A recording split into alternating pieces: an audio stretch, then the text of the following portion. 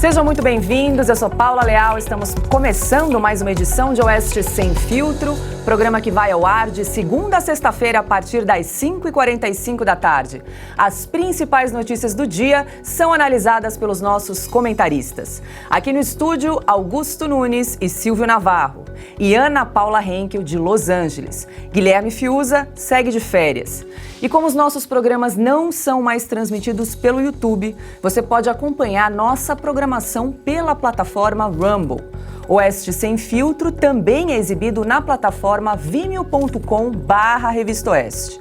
Então, se houver algum problema com o Rumble, o programa segue normalmente neste outro canal. Hoje é 26 de janeiro de 2023. Confira os destaques desta quinta-feira.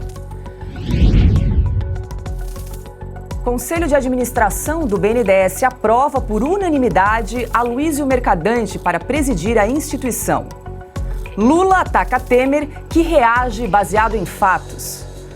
Movimento Advogados de Direita reúne mais de 5.000 assinaturas contra a reeleição de Rodrigo Pacheco à presidência do Senado. Esses e outros assuntos agora no Oeste Sem Filtro. E antes de começar com as notícias do dia, quero convidar você a participar da nossa enquete no site da revistaoeste.com. Lula diz que pretende resgatar Dilma Rousseff, nomeando a ex-presidente para um cargo à altura da companheira. Qual desses cargos Dilma merece? Embaixadora do Brasil nos Estados Unidos, embaixadora do Brasil na Venezuela ou governanta do Palácio do Planalto? Então, pessoal, é só entrar no site revistaoeste.com para participar. E você também pode responder a enquete pelo Twitter oficial da Revista Oeste. A votação encerra hoje às 19 horas e nós vamos divulgar o resultado logo mais ao final do programa Oeste Sem Filtro. E vamos agora ao primeiro assunto do dia. O senador Randolph Rodrigues disse que não há necessidade de se instalar uma comissão parlamentar de inquérito para apurar as manifestações de 8 de janeiro. A entrevista foi concedida ontem ao jornal Valor Econômico. O parlamentar afirmou, abre aspas, "Vocês sabem que eu sempre advogo que a CPI é o meio legítimo. Mas, em outras que defendi, como a CPI da Covid e a dos esquemas de corrupção no Ministério da Educação, não existia investigação em curso. Não é o caso do 8 de janeiro. A PF está cumprindo seu papel, está tendo prisão, fecha aspas, palavras de Randolph Rodrigues. Para começar a nossa rodada de análises, quero dar as boas-vindas, boa noite a Silvio Navarro. Quero saber, Silvio, existe mesmo essa investigação, como diz aí Randolph Rodrigues, uma investigação séria, né, que englobe todas as autoridades responsáveis, incluindo os documentos que têm aparecido mostrando que a BIM, Ministério da Justiça, GSI, todos foram informados aí com antecedência dos atos do dia 8? Boa noite, Paula Leal, mestre e meu irmão Augusto Nunes, para a querida e craque Ana Paula Henkel e boa noite para você que faz esse programa com a gente de segunda a sexta-feira aqui nas tardes da Revista Oeste. Paula, o Randolph Rodrigues foi colocado nesse cargo, né, de líder do governo no Congresso Nacional, permanece ali com os holofotes e os microfones, porque o Lula quis castigar a gente, quis castigar nós, jornalistas, e também quem está nos assistindo, o público. Do contrário, o Lula teria colocado o Randolph como ministro, como secretário, mas talvez nem ele aguente o Randolph Rodrigues. Então, deixou o Randolph ali dando entrevistas todos os dias para punir a gente que é obrigado a ouvir e comentar as coisas que ele fala. É evidente que o Randolph está dizendo, você já ouviu do líder do PT na Câmara dos Deputados, Zeca Dirceu, do Renan Calheiros e de outros lulistas, os de primeira hora, né, de primeira viagem e os que já estão nesse barco há muito tempo. Ninguém quer investigar mais essas manifestações depois que o senador Marcos Duval, e nós o entrevistamos aqui neste programa, revelou que a ABIN alertou os ministérios dos riscos de depredação e vandalismo, daquelas milhares de pessoas que estavam na esplanada dos ministérios e nesta multidão poderia ter infiltrados. Outros órgãos do governo também foram alertados. O Lula viajou misteriosamente para a cidade de Araraquara, onde foi visitar o companheiro Edinho, né? Naquele dia. Uma série de eventos estranhos, vamos usar essa palavra, aconteceram e aí, de repente, ninguém mais queria a CPI. É claro que o Lula não quer começar o governo com uma CPI instalada no Congresso Nacional. Aquela máxima de que CPI a gente sabe como começa e não sabe como termina é verdade. E ele sofreu, sobretudo, com uma CPI instalada no Senado, chamada CPI dos bingos, que começou para investigar bingos, mas tudo que não investigou foram bingos, jogos da Lotérgia, do seu Valdomiro Diniz, em 2005, e derrubou Antônio Palocci, o caso do Francenildo, até provas sobre o caso Celso Daniel, aquela CPI produziu num fogo amigo do senador, então senador Eduardo Suplicy. Então, o governo Lula não quer começar com uma CPI. E voltando à tua pergunta, Paula, veja, a Polícia Federal está investigando o caso, outros órgãos, o Ministério Público investigando também os eventos de 8 de janeiro, sim, mas também na época da CPI da Covid, aquele picadeiro armado para o Randolph, para o Omar Aziz, para o Renan Calheiros e outros patetas, aquele picadeiro também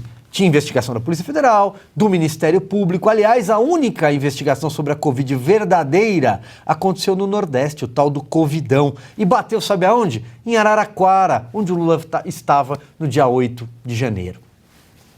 Boa noite, Ana Paula Henkel. Como lembrou o Silvio Navarro da fala do deputado Zeca Dirceu, o Randolph Rodrigues vai na mesma toada, porque na mesma entrevista ele disse que tem medo de uma CPI que pode mais atrapalhar do que ajudar. Palavras aí do Randolph Rodrigues em linha com Zeca Dirceu, Renan Calheiros e outros.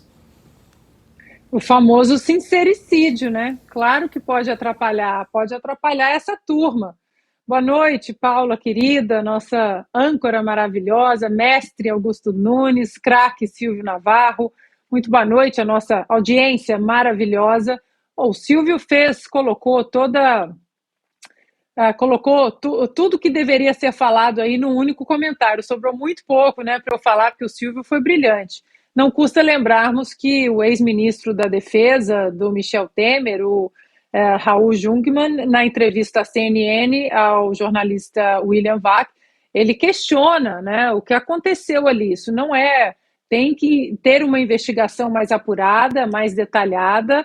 Vou até usar a palavra que ele usou na entrevista, porque parece que houve um apagão da inteligência do GSI.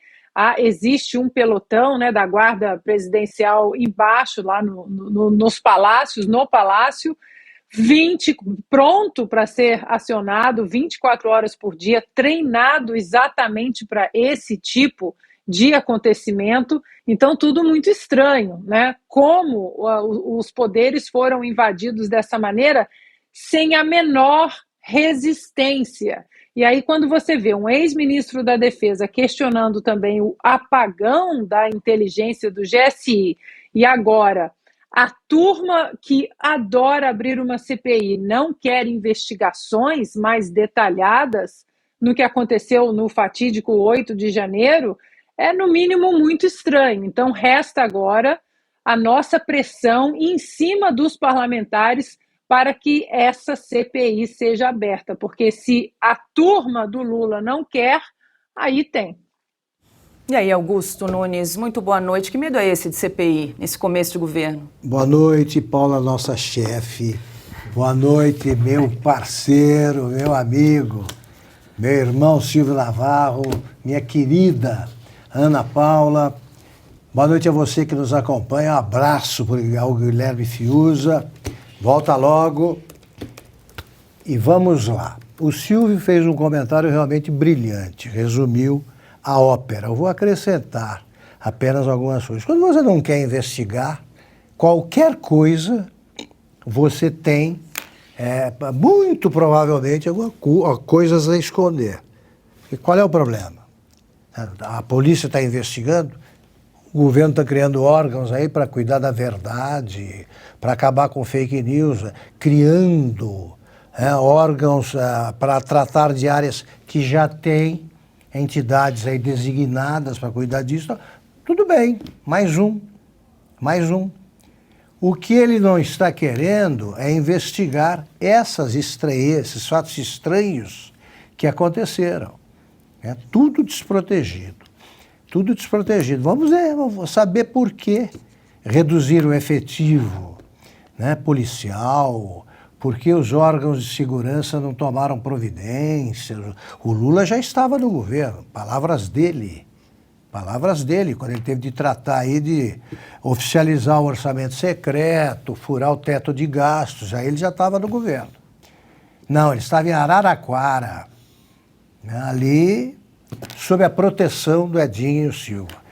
O Edinho, ele trata o Carlos Gabas, que foi o grande comandante do Covidão, lá no Nordeste, é o Congresso? Isso. Irmão de alma. Eles chamam de irmão de alma. Eles acham que eles se merecem.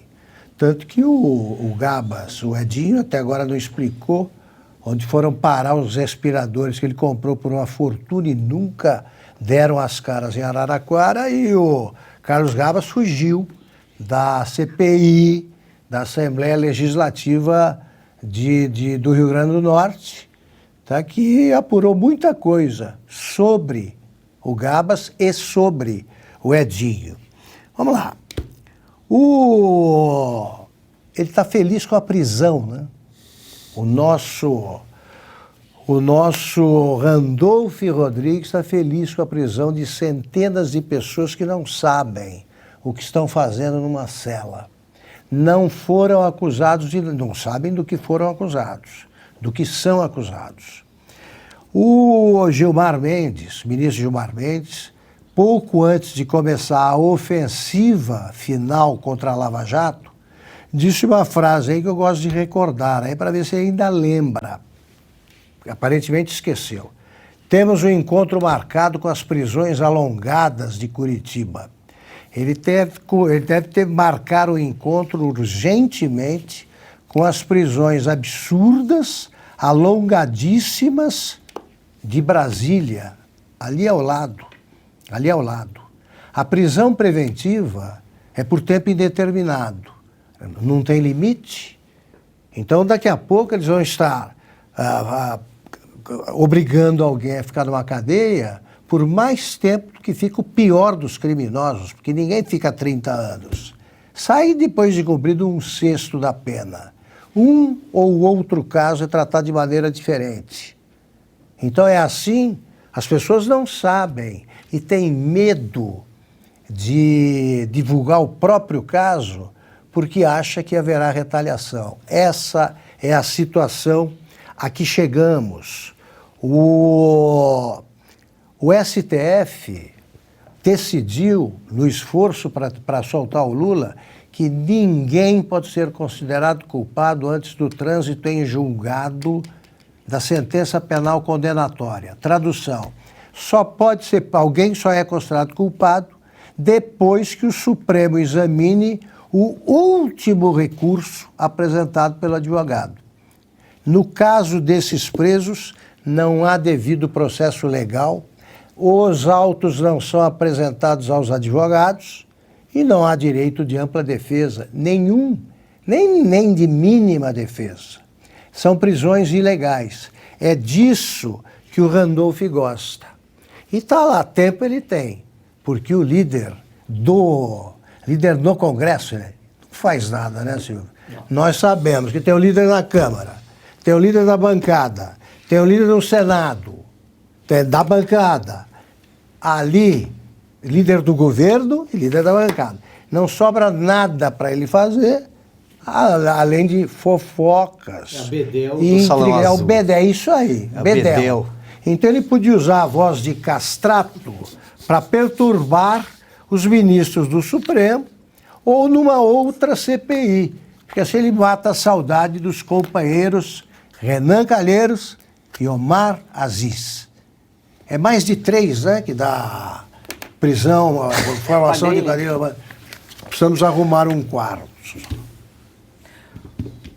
Quero convidar você a respeito desse personagem Randolph Rodrigues. Temos um brilhante artigo escrito por Augusto Nunes na Revista Oeste, na edição 141, título Randolph Scott, não merecia. O Augusto já contou essa história aqui em outra oportunidade. Vou deixar para uma próxima, porque esse personagem vai frequentar bastante o nosso programa, mas convido a você a ler esse texto que está imperdível. Só vou dar uma palhinha aqui. O pai do Randolph dos Chiliques quis homenagear o mocinho do Faroeste. Não vou contar mais, fica para você checar no site da Revista Oeste, a nossa revista digital, edição 141. Vamos poupar o Randolph Scott. Nesse momento, depois a gente Isso volta. Agora, 18 Paula, horas, 1 minuto. Diga lá, Ana. Só para deixar mais uma vez registrado hoje o que nós ouvimos. Uma CPI pode atrapalhar. Sim, nós ouvimos isso. Vamos deixar registrado aqui, né? Tem um governo longo pela frente. Vamos lá. O presidente Lula garantiu que ninguém passava fome no Brasil quando ele deixou o governo em 2010. A fala ocorreu ontem durante encontro com o presidente do Uruguai, Lacalle Pou, em Montevidéu. Vamos acompanhar. O Brasil não tinha mais fome quando eu deixei a presidência da República. Brasil já não tinha mais hambre, não padecia hambre quando deixei a presidência. E hoje tem 33 milhões de pessoas passando fome. E hoje temos 33 milhões de pessoas que padecem. Significa que quase tudo que nós fizemos de benefício social no meu país. Isso significa que quase todo o que hicimos em termos beneficiosos sociais para nosso país, em 13 anos de governo, durante 13 anos de governo, foi destruído em 6 anos. Se destruiu em 6 anos. Ou melhor, em 7 anos. 3 7 anos. Do golpista Michel Temer. 3 do golpista Michel Temer. E 4 do governo Bolsonaro. No entanto, dados do Instituto Brasileiro de Geografia e Estatística, IBGE, desmentem a fala do presidente. Em 2010, havia pouco mais de 11 milhões de pessoas que não tinham o que comer no país. Além dos que passavam fome, o IBGE constatou que pouco mais de 65 milhões de brasileiros tinham alguma dificuldade para se alimentar. E nós já exibimos aqui no programa Oeste Sem Filtro, mas vale sempre resgatar a confissão do atual presidente, que já admitiu que inventava números sobre a miséria no país no exterior. Eu cansei de viajar o mundo falando mal do Brasil, gente. Era bonito a gente viajar o mundo e falar, no Brasil tem 30 milhões de crianças de rua, no Brasil tem 30 milhões... A gente nem sabia, tem não sei quantos milhões de abortos, era tudo clandestino, mas a gente ia citando números, sabe? Se o cara perguntasse a fonte, a gente não tinha, mas a gente ia citando números. Eu não esqueço nunca, eu estava debatendo, o Roberto Marinho e o Jaime Lerner em Paris. Mas eu estava dizendo, porque no Brasil tem 25 milhões de crianças de rua. Eu era aplaudido calorosamente pelos franceses. Quando eu terminei de falar, o Jaime Lerner falou assim para mim, ô Lula, não pode ter 25 milhões de crianças de rua, Lula. Porque senão a gente não conseguiria andar nas ruas, Lula. Marina Silva, ministra do Meio Ambiente, disse durante um painel no Fórum Econômico Mundial que o Brasil tem 120 milhões de pessoas passando fome. O número é mais da metade da população do Brasil. Vamos acompanhar novamente esse trecho. O mundo é desigual. No meu país tem 120 milhões de pessoas que estão passando fome. Nós tínhamos saído do mapa da fome e agora temos 33 milhões de pessoas que estão vivendo com menos de $1 por dia. A sustentabilidade não é só econômica, não é só ambiental, ela é também social. É curioso, porque um dia depois da fala da ministra, um documento da Organização das Nações Unidas para Alimentação e Agricultura foi divulgado. Os números diferem, os dados diferem dos números de Marina Silva. Segundo essa pesquisa da ONU, o Brasil tem 4,1% da população subalimentada, o equivalente a quase 9 milhões de pessoas. Uma diferença gritante em relação ao número trazido pela ministra do Meio Ambiente, Ana.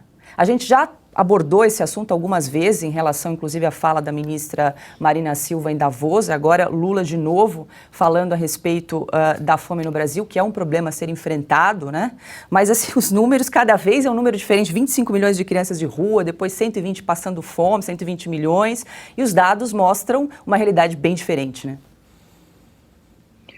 Não apenas isso, mas onde estão as agências de checagem? Elas, de repente, desapareceram, né? Porque todas elas, durante 4 anos, elas trabalharam incansavelmente 24 horas por dia e tudo que o presidente Bolsonaro falava ou era mentira, ou era fora de contexto, ou não é bem assim, é falso, e agora elas desapareceram. Eu chequei mais uma vez agora, não falaram nada sobre essa fala do Lula, sequer tocaram no ponto da fala da Marina, e para a gente aqui, olha, sinceramente, eu acho que vai ser, apesar da tragédia que eu acho que vai ser esse governo, vai ser divertido nós sermos um disco arranhado e ficar mostrando tudo que a imprensa vai esconder. Até porque a imprensa do MAS, todavia, que nós ouvimos, né, e lemos durante 4 anos, olha, foi um bom plano do ministro Paulo Guedes, mas era sempre apontando uma medida boa, um sucesso do governo do presidente Bolsonaro, mas tentando puxar para o lado ruim. Essa imprensa já voltou, porque antes de ontem, se eu não me engano, eu li a seguinte manchete. O assunto é o BNDES, nós discutimos aqui também, estamos discutindo a semana toda o BNDES e o que o BNDES pode virar, né, novamente. E aí eu li o seguinte, uma manchete aí na velha carcomida imprensa. Teve calote, mas BNDES financiar obras em outros países é sim um bom negócio. Ora, se nós temos 120 milhões de famintos ou 33 milhões, como o Lula quer, nós não temos obras para fazer aqui no país. O BNDES precisa financiar obras fora do país, um gasoduto na Argentina, mais um porto não sei aonde, mais uma obra em Caracas. Então, eles têm mais que falar, eles querem nos censurar, eles querem cercear a nossa liberdade de imprensa, de expressão. E do lado de cá, nós queremos mais que eles falem, porque quanto mais eles falam, mais fica exposto a hipocrisia dessa gente. E ela não tem fim. Não apenas hipocrisia, mas as mentiras. É um livro de mentiras. Augusto Nunes, esse vídeo que a gente resgatou aí com a confissão do Lula, dizendo que mentia, inventava números, mostra que ele é um reincidente contumaz, né? Ele mente mais do que respira, né? O Lula mente o tempo todo. Ele disse, esse vídeo é definitivo. E mostra também que ele só aprendeu a mentir com números até 30 e poucos milhões, né? Ele não passa disso. Aí chegou aos 30 milhões, a cabeça não deu mais para continuar subindo como a da Marina Silva. Então é 35 milhões, 30 milhões de crianças, ele parou nisso. É nisso que dá no estudar. Né? Quando ele passa dessa quantia, como passou no Petrolão, aí tem os ajudantes. Chama o Paulo Okamoto e lida com isso, porque a minha cabeça não lida com tantos zeros. Vamos lá. Eu quero saber desse pessoal preocupado com fake news e as agências muito bem lembradas aqui pelo Silvio. O que eles vão fazer com esse caso gravíssimo criado aí pelas declarações da Marina Silva e pelo Lula? A diferença é de 87 milhões de famintos. Dá para checar isso aí ou não? Eu quero saber. Quero saber também, além dessas observações que a Paula lembrou, a Ana também, eu quero saber o seguinte, e a turma que está aí com problema de obesidade? O Brasil sofre problema da obesidade. Faz o seguinte, se o Lula quer a igualdade, pare de comer um pouco, o próprio Lula, tá? Dê uma enquadrada do ministro Flávio Dino. O Flávio Dino, se reduzir à própria alimentação, é capaz de resolver o problema de boa parte do Piauí. E há outros. A gente pode fazer cuidar disso aí e aplicar o regime cubano. Esse emagrece. É ração para o povo e a banquete para a turma que está no poder. É isso, eu não vi, juro para vocês, Paula e Silvio e Ana, eu andei por Cuba. Porque lá eu fiquei uma semana fazendo o que faz todo jornalista brasileiro que vai para lá, esperando o Fidel aparecer, porque ele marca e não vai. Então eu comecei a andar por Cuba. Eu não achei nenhum gordo na rua. Nenhum. Então descobri que o regime cubano é o que emagrece. Esse funciona. Até que eu fui a uma festa no Ministério das Relações Exteriores e ali estava cheio de gordo, todo funcionário do governo. É isso que deve estar acontecendo, porque nós vamos fazer um levantamento aí, vamos ver quem tem problema de obesidade e vamos ver se a conta fecha. Não é possível. Quantos brasileiros existem? Se a gente somar o índice dos obesos, está superposto, alguma coisa está superposta. Agora, o que sobra de mentiroso nesse pessoal aí é uma grandeza. É uma grandeza. E, repito, o Maranhão é o estado mais assolado pela fome. Então, Flávio Dino daria se fosse antropófago maranhense, daria uma refeição aí para algumas centenas de pessoas. 19h11, estamos ao vivo na plataforma Rumble. Não esqueça de se inscrever no nosso canal, deixar o seu like, o seu comentário e participar do nosso chat. Para se inscrever, é só clicar naquele botãozinho verde, tem no lado direito ali da plataforma escrito Follow. É possível que você receba um e-mail para confirmar a sua inscrição e aí sim você pode participar aqui da nossa plataforma para acompanhar aqui o Oeste Sem Filtro, o Estúdio Oeste, logo mais, aqui na nossa plataforma, 8h30 da noite, também o Oestecast e as Liberais, toda a grade de programação aqui da Revista Oeste você encontra somente na plataforma Rumble. Então, atenção pessoal, canais piratas no YouTube, nós estamos transmitindo apenas aqui na plataforma Rumble. A gente pede que você não acompanhe nenhum dos nossos programas em outra plataforma que não seja aqui, tá? Porque essas transmissões em outras plataformas prejudicam a empresa, o nosso trabalho, a Revista Oeste, tudo que a gente está construindo aqui agora nessa nova plataforma. 18h11, a gente segue com mais informações porque ontem o ex-presidente Michel Temer usou o Twitter para rebater as críticas feitas por Lula durante o discurso em Montevidéu, como nós vimos recentemente num vídeo. Na resposta, Temer negou a existência de golpe e incluiu números que desmontam a argumentação eleitoreira de Lula. Temer escreveu: o presidente, mesmo tendo vencido as eleições para cuidar do futuro do Brasil, o presidente Luiz Inácio Lula da Silva parece insistir em manter os pés no palanque e os olhos no retrovisor, agora tentando reescrever a história por meio de narrativas ideológicas. Num outro Twitter, ele disse, ao contrário do que ele disse, Lula, ontem em evento internacional, o país não foi vítima de golpe algum. Foi, na verdade, aplicada a pena prevista para quem infringe a Constituição. Outro tweet. E sobre ele ter dito que destruía as iniciativas petistas em apenas 2 anos e meio de governo, é verdade. Destruiu um PIB negativo de 5% para positivo de 1,8%, inflação de 2 dígitos para 2,75%, juros de 14% para 6,5%. E mais um tweet, ele disse, fala da queda do desemprego. Queda do desemprego ao longo do tempo de 13% para 8%, graças à reforma trabalhista. Recuperação da Petrobras e demais estatais graças à lei das estatais, destruir a Bolsa de Valores que cresceu de 45 mil pontos para 85 mil pontos. E ele finaliza dizendo como se vê, com a nossa chegada ao governo, o Brasil não sofreu um golpe institucional, foi sim vítima de um golpe de sorte. Essa nota à imprensa está inclusive no Instagram oficial do ex-presidente Michel Temer. Silvio Navarro, Michel Temer não costuma se manifestar com tanta frequência, né? O que será que aconteceu aí? Pegou realmente num ponto importante aí, né?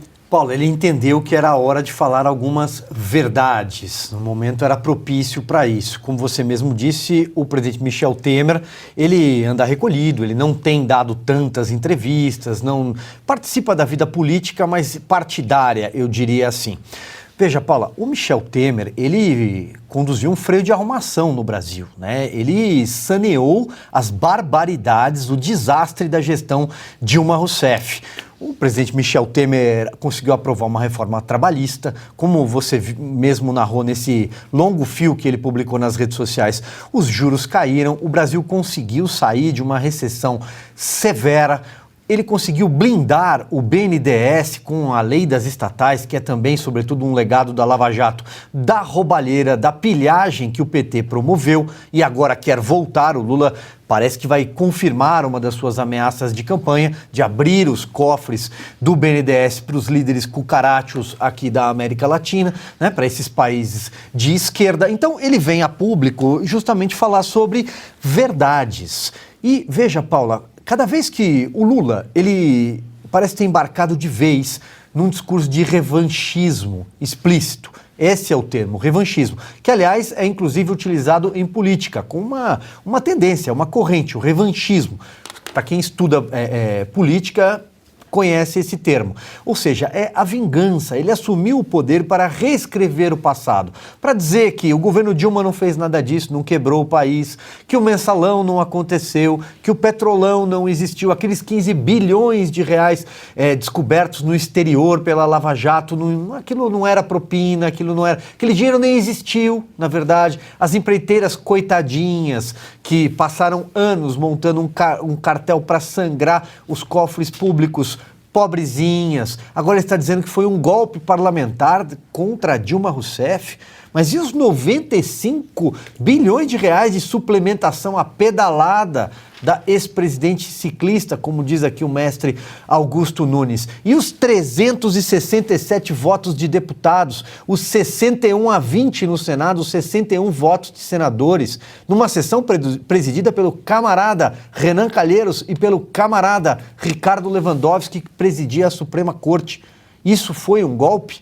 Foram 100 horas de oitivas, 44 testemunhas convocadas, sendo 38 de defesa em 14 longas sessões na CPI, na Comissão Especial do Impeachment. Tudo isso foi um golpe. Um processo que levou 273 dias, Paulo Leal, foi um golpe. 273 dias, quase um ano, foi um golpe. Então veja, tudo isso que está acontecendo é uma tentativa de reescrever a história. Fez muito bem o presidente Michel Temer em vir a público falar verdades. E quanto mais o Lula disser mentiras e tentar reescrever a história, tentar inventar fatos que não aconteceram, narrativas que inclusive são encampadas de forma irresponsável pela velha imprensa, que não é fake news o que o Lula acabou de promover. Como a Ana lembrou no caso anterior, isso também não deveria ser alvo de uma agência de checagem, mas não, é fake news do bem. Quanto mais eles fizerem isso, mais o Oeste Sem Filtro estará aqui para falar verdades, trazer dados e números sobre a história que aconteceu. Porque, senhor presidente Lula, infelizmente, as coisas não desacontecem. Silvio Navarro, já falei que eu fico impressionada com os números, o seu HD é impressionante, ele não está lendo, pessoal, isso aqui está tudo na cabeça dele, todos os números aí da história da política brasileira, fico impressionada. Precisa dar um cursinho, vai matricular o Lula num cursinho. Exatamente. Ele vai ensinar a chegar a bilhões. Ana, Michel Temer desmontou aí com fatos, né, essa falácia, esse discurso aí do Lula de um golpe e desse discurso de herança maldita, né, que ele defende que recebeu. Olha, é assim, desagradável, né, para essa gente ter que ouvir os números que o Silvio traz, né? Bater de frente com a realidade para essa gente deve ser complicado. E o Silvio continuou de maneira brilhante o que o ex-presidente Michel Temer fez. Um banho de realidade, números, porque comunista, eles têm uma tara, eu diria, em reescrever a história, né? Em rasgar páginas da história, fingir que elas não aconteceram, reescrever outras, e isso é ao longo de toda a história, né? dessa gente nefasta. Agora, o Lula, ele mexeu com um grande articulador político. O ex-presidente Michel Temer, apesar, né, do sumiço aí, do silêncio, o que, na verdade, é o que até os americanos gostam aqui. Eles gostam quando os presidentes, assim que eles saem da Casa Branca, e de uma certa forma, uma tradição. Eles ficam quietos, eles dão suas palestras, eles viajam por aí, vez ou outra eles entram em alguma campanha, nos midterms, Isso foi quebrado de uma maneira muito importante pelo Obama, né? O Obama, que é um narcisista nato, adora aparecer, adora. Depois, Donald Trump também, com toda a pompa mal criada dele. Mas o americano, ele gosta desse estilo que o próprio ex-presidente Michel Temer colocou aí nos últimos anos, se mostrou no cenário político no Brasil. Uma coisa discreta, fala só quando deve. Aliás, um perfil que deveria ser da nossa Suprema Corte, né? Só falar nos autos, só falar quando provocada, e infelizmente nossa Suprema Corte é uma corte ali cheia de pavãos.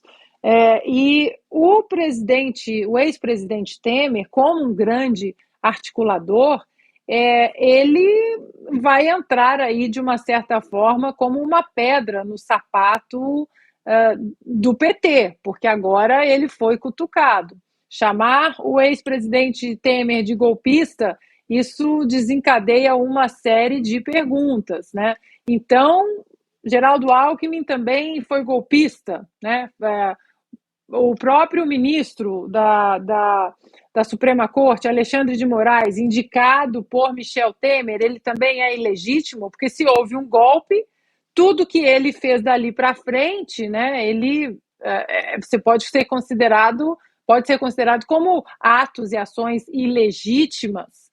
E aí fica esse questionamento. Alexandre de Moraes é ilegítimo? E esse questionamento que eu fiz ontem, eu coloquei no Twitter, e aí o senador Eduardo Girão complementou o seguinte: boa pergunta, Ana, mas toma a liberdade de complementar com outra pergunta. Se o presidente Lula produziu fake news antidemocrática com essa fala, ele será incluído em alguns dos inquéritos ilegais?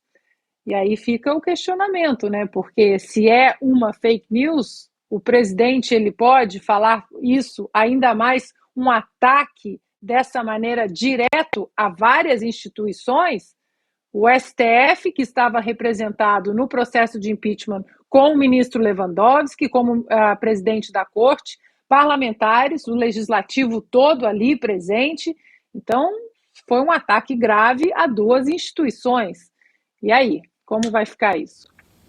E aí, Augusto, qual a sua leitura em relação a essa manifestação do ex-presidente Michel Temer? A minha leitura está cada vez mais clara que o PT tem sido mais PT do que nunca e o Lula mais Lula do que nunca. Eles nunca aceitaram estranhos. Eles aceitam o apoio eleitoral. Em seguida, eles afastam. O PT não admite sequer que o vice escolhido pelo partido tome posse no caso do impedimento do presidente. O impeachment ocorre, vamos de novo desenhar. O impeachment ocorre quando há alguma ilegalidade, né, jurídica, quando se perde o apoio do Congresso, e se perde a condição de governar, perdem-se as condições de governar, e quando o povo começa a se manifestar nas ruas. Preenchidas essas três pré-condições, ponto final. Foi o que aconteceu com a Dilma. Por que o PT chama isso aí de golpe? Porque o PT mente o tempo todo. Vamos lá. O Milor Fernandes tem uma boa frase sobre ditadura e democracia. Ele fala, a ditadura é quando você manda em mim e democracia é quando eu mando em você. Adaptado essa frase, chegaremos ao seguinte: para o PT, impeachment é quando eu te derrubo. E golpe é quando você me derruba. É isso. Porque o PT derrubou, né, deu um golpe, para usar o linguajar deles, contra o Collor, tentou o tempo todo conseguir o impeachment do Fernando Henrique. O fora FHC, repito, começou 3 semanas depois da vitória do primeiro turno na segunda disputa entre FHC e Lula. Ele se reelegeu, o Fernando Henrique, e já queriam tirar. Aí era impeachment. Eles disseram depois, fora Temer. Primeiramente, fora Temer. Aí se fosse decretado o impeachment, não seria golpe. E agora vão começar a achar que é golpe o aparecimento aí dos primeiros pedidos de impeachment contra o Lula. Pois bem, impeachment é instrumento constitucional. Foram atendidas as pré-condições exigidas pela Constituição. E o Supremo teve o seu representante na presidência da mesa, Ricardo Lewandowski. Agora, o Lula está dizendo, por essa linha de raciocínio, nada do que fez o Temer teve legitimidade e deveria ser anulado, como anulados foram os processos que pesavam contra o Lula no Supremo. Portanto, está bem lembrado, não vale a indicação do Alexandre de Moraes, é isso? O Lula pretende anular essa decisão, por exemplo? Então é uma conversa fiada de quem não tem plano de governo, tem projetos que devem permanecer ocultos para não assustar o Brasil, porque são projetos estacionados no século passado ou no anterior. É isso que ele pretende fazer, o programa semi-secreto, do PT. Ele não vai ouvir um único aliado, não tem ouvido. O Lula é um centralizador patológico. Ele decide tudo, toma decisões sobre tudo, principalmente sobre o que ignora profundamente. Então tá aí, temos o sábio em economia, Fernando Haddad, assessorado pelo doutor em economia, doutor honoris causa, em várias faculdades, Lula. Não pode dar certo. Agora, 18h27. A gente segue aqui com mais informações. Quero convidar você que está nos acompanhando a participar da nossa enquete no site da revistaoeste.com. Corre lá, é rapidinho, vou ler aqui para vocês a nossa enquete. Lula disse que pretende resgatar Dilma Rousseff, nomeando a ex-presidente para um cargo à altura da companheira. Qual desses cargos ela merece? Embaixadora do Brasil em Washington, embaixadora do Brasil em Caracas ou governanta do Palácio do Planalto? Já falei ontem aqui no programa que eu estou curiosíssima para esse resultado da enquete que a gente vai revelar ao final aqui do programa Oeste Sem Filtro. E você pode participar também da nossa enquete no Twitter oficial da Revista Oeste. É rapidinho, e logo mais às 19h30 a gente revela aqui o resultado então dessa enquete do dia. E agora é hora de entrevista aqui no Oeste Sem Filtro.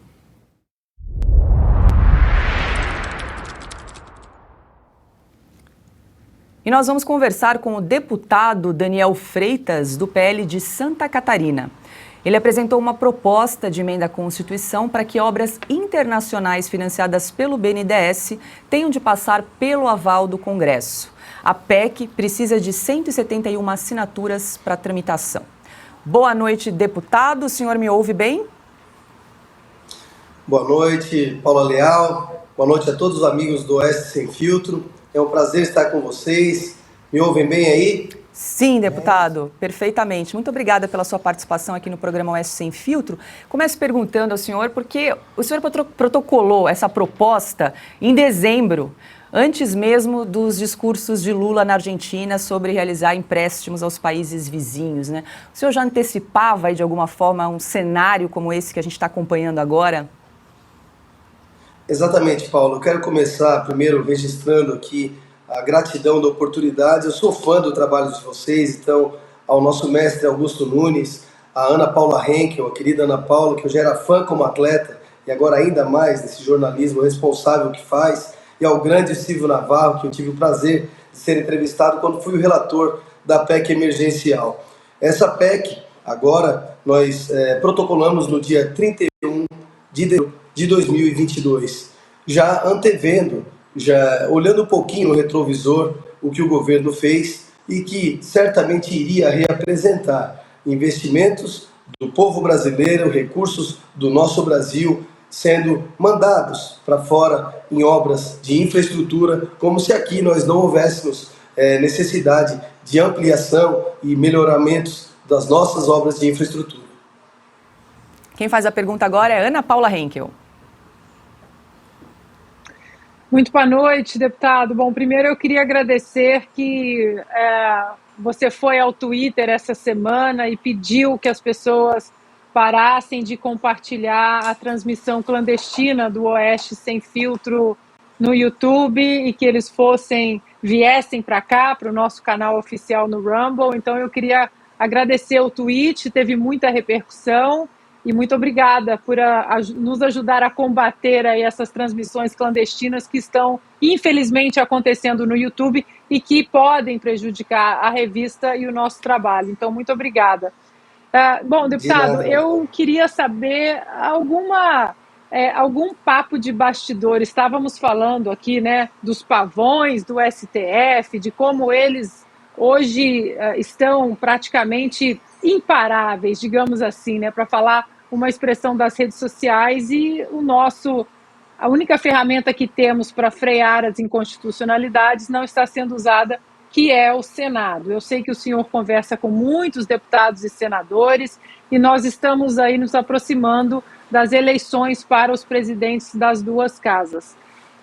O senhor vê alguma possibilidade da cadeira do presidente do Senado mudar e um processo de impeachment de um desses pavões do Supremo Tribunal Federal ser colocado em votação no plenário? Porque eu acho que hoje é o maior problema que temos no Brasil.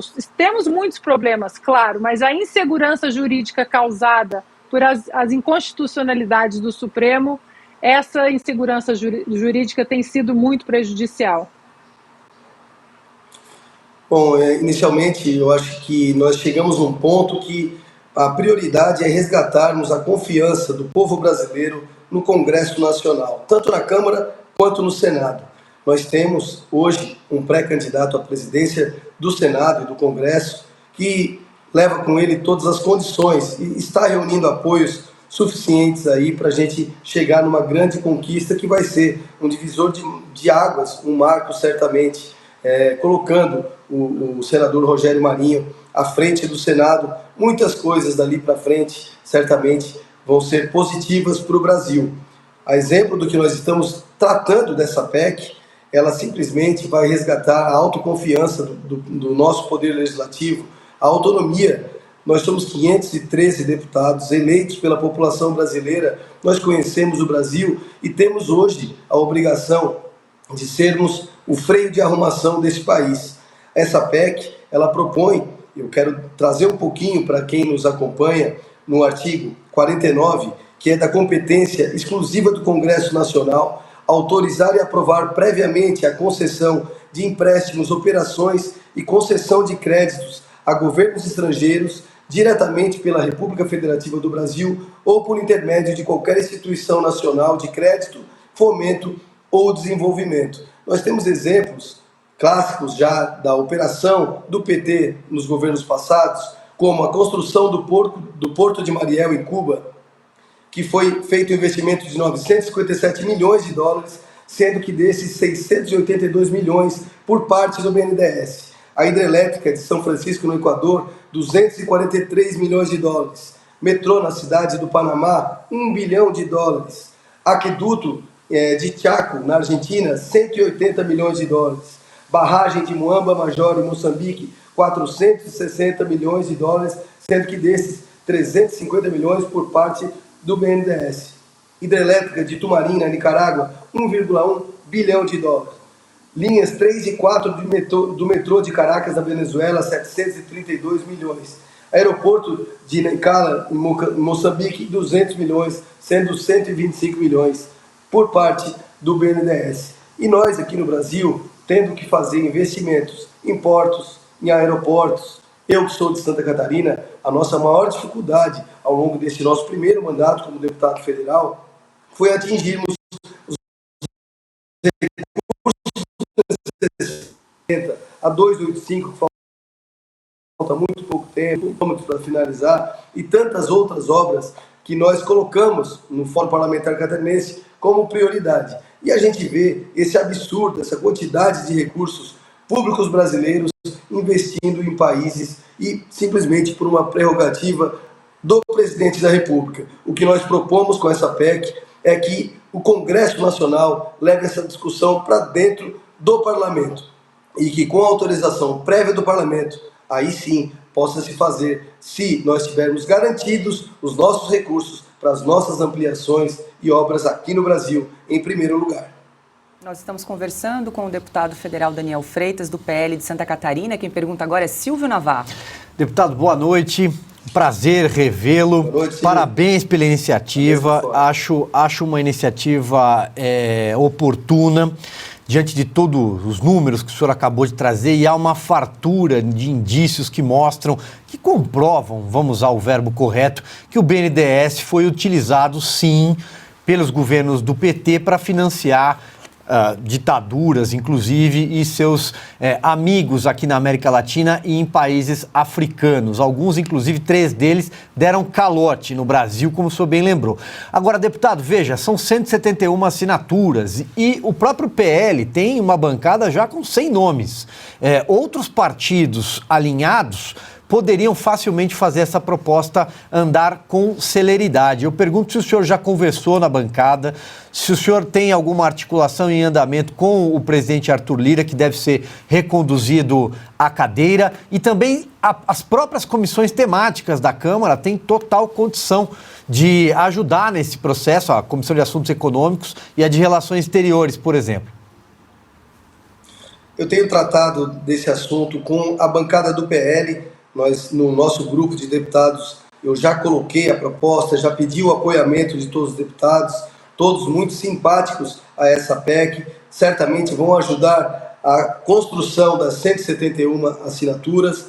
Eu tenho uma reunião marcada para as 8 horas da manhã de amanhã, na residência oficial, junto com a bancada de Santa Catarina, na casa do presidente da Câmara, Arthur Lira, e eu vou aproveitar esse momento também para tratarmos especificamente do apoio que o presidente da Câmara pode dar num projeto que vai resgatar a autoconfiança. O Poder Legislativo precisa se sentir parte, novamente, dos nossos 3 poderes, que deveriam ser independentes, harmônicos, respeitados entre si, mas atitudes como essa certamente vão resgatando a nossa autoestima e as verdades vão acontecendo a partir de então.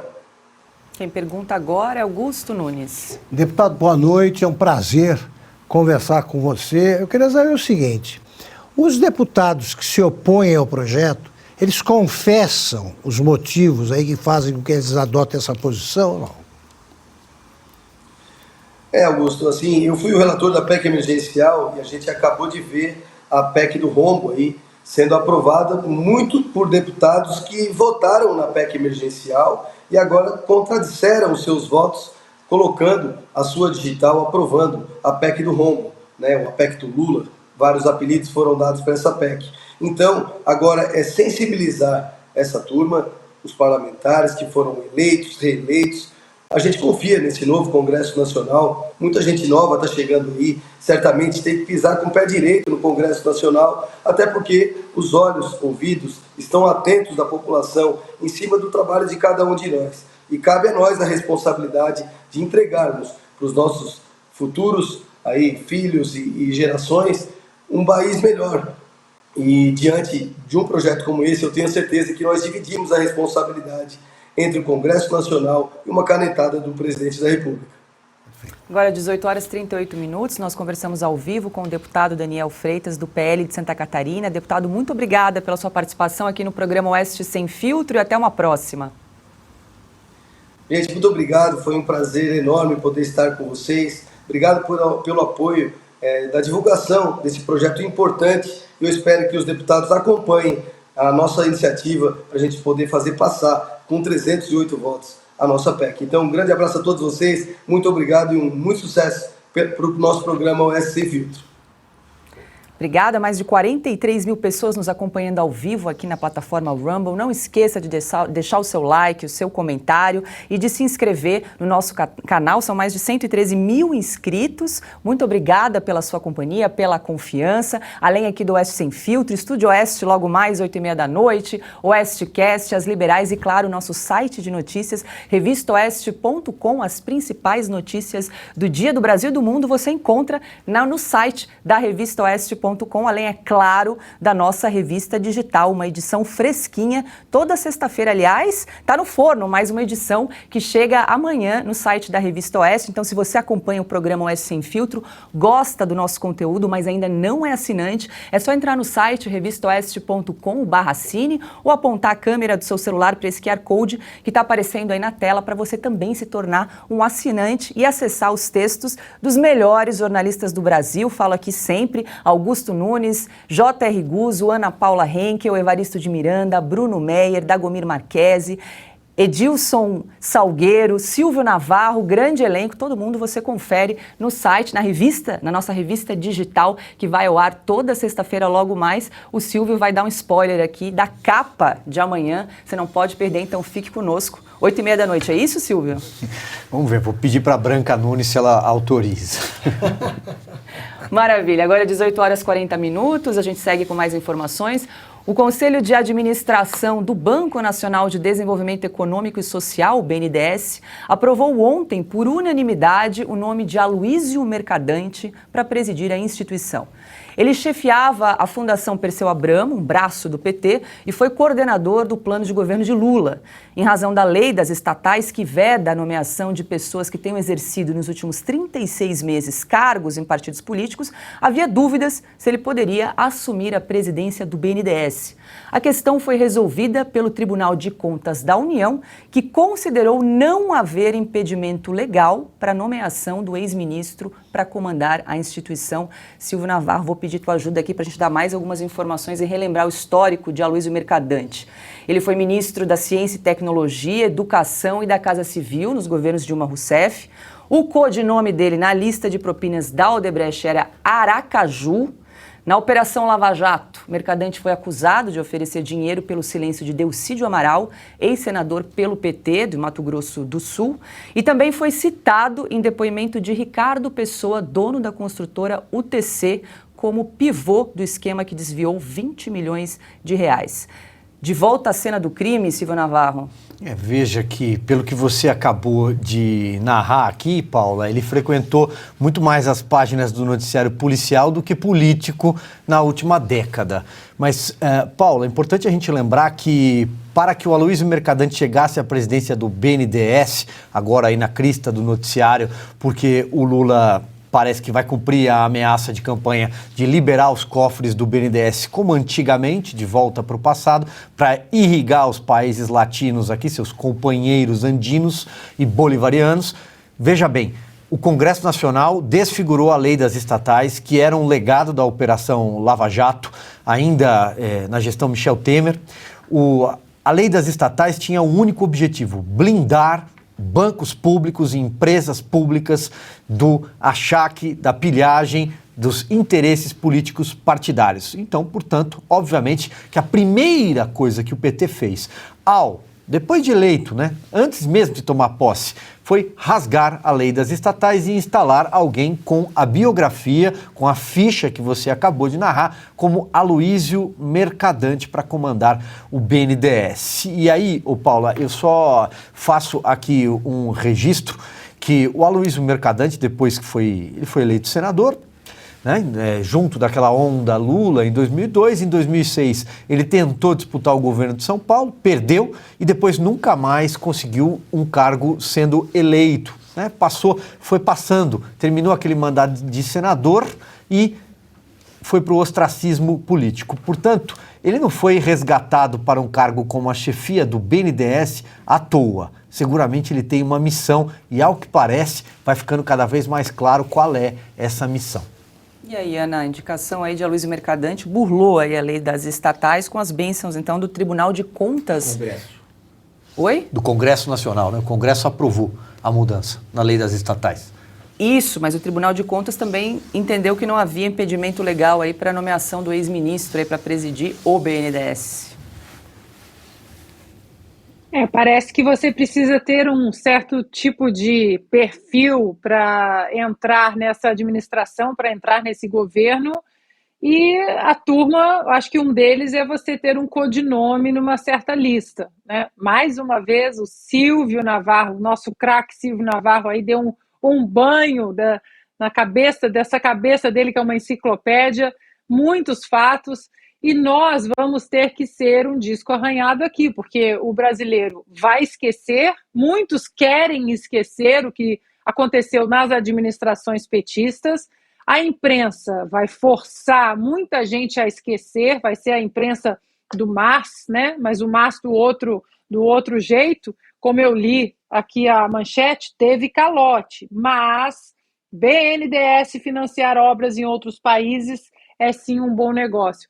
E tem também, Paula, as pessoas que fizeram o L, que votaram no Lula, inclusive muitos liberais, vou até fazer assim com aspas mesmo, que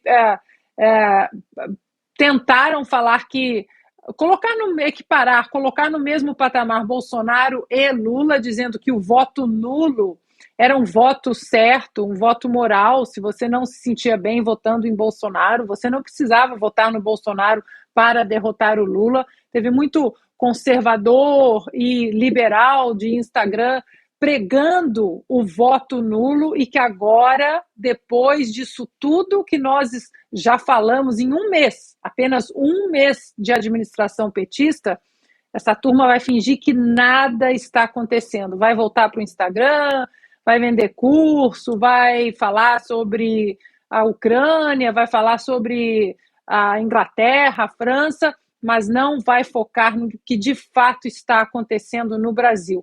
É um absurdo não apenas o Aloysio Mercadante estar aí à frente do BNDES, mas o BNDES agora ser usado para fomentar e estruturar outros países. Não faz o menor sentido.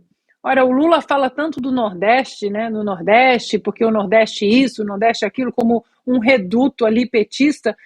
Não tem obra para fazer no Nordeste, o Nordeste está voando, não tem problema nenhum, saneamento básico, escolas, creches, não tem nada para ser feito no Nordeste. Onde estão, por exemplo, os prefeitos, governadores que podem e devem ir até o BNDES e pedir que o BNDES ajude a essas obras de infraestrutura nas suas cidades, nos seus municípios? Será que não está faltando nada no Brasil para que o BNDES financie obras em outros países? E nós sabemos que são países que são famosos em dar calote, são caloteiros. Isso tudo nós vamos ter que perguntar aqui de uma maneira até repetitiva, porque a imprensa do MAS agora é o MAS que vai esconder todas essas atrocidades que nós veremos, já estamos vendo, né, em apenas um mês de governo. E aí, Augusto, o que esperar aí de Aloysio Mercadante à frente do BNDES com essa capivara toda? É uma escolha muito coerente, né?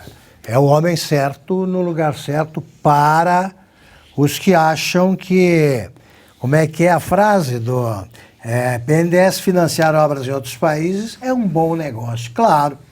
Bom negócio para o Wesley Batista, para os campeões nacionais como Ike Batista. Aliás, Batista é um sobrenome que tem salvo-conduto ali no BNDES. Queria falar um pouco do Mercadante. Esse, infelizmente, eu gostaria de conhecer menos, esse eu conheço aí de velhos carnavais, né? O Aloysio Mercadante, ele virou substantivo, adjetivo no Congresso pela arrogância. No Congresso, você tem 81, do Congresso, desculpe, no Senado você tem 81 senadores. Costumava me contar o ex-senador, o Jarbas Vasconcelos, que ali é impossível você romper relações com alguma pessoa. Falou, olha, tinha gente que tinha nojo de cumprimentar. Mas você não cumprimenta um dia, daí a alguns minutos vem alguém, peraí, tá, não tem que agir assim, nós convivemos tanto. Então aí você acaba tendo de conviver com gente que você até despreza. O Aloysio Mercadante não porque tem um caráter ilibado, nada não. É por arrogância. Ele passava com frequência e não cumprimentava as pessoas, pela arrogância. Às vezes companheiros de partido. Então passaram a usar a seguinte expressão: alguém que agia de modo pouco elegante, falava, mas peraí, está mercadante hoje? Isso é um mercadante, né, que não escaparia de uma cassação ali se pegassem as muitas suspeitas, né, de cumplicidade, para ser gentil, que ele demonstrou em certos casos e apurasse indevidamente. Mas o mercadante me chama a atenção porque ele ilustra uma constatação que é chocante e verdadeira. Certas demonstrações de covardia exigem mais coragem que qualquer ato de bravura em combate, numa guerra. Exemplo, ele resolveu liderar uma rebelião do PT para que fosse afastado da presidência o senador José Sarney. E o José Sarney, naquele momento, tinha virado amigo de infância do Lula, que vira amigo de infância de qualquer um, até do Collor virou, quando convém.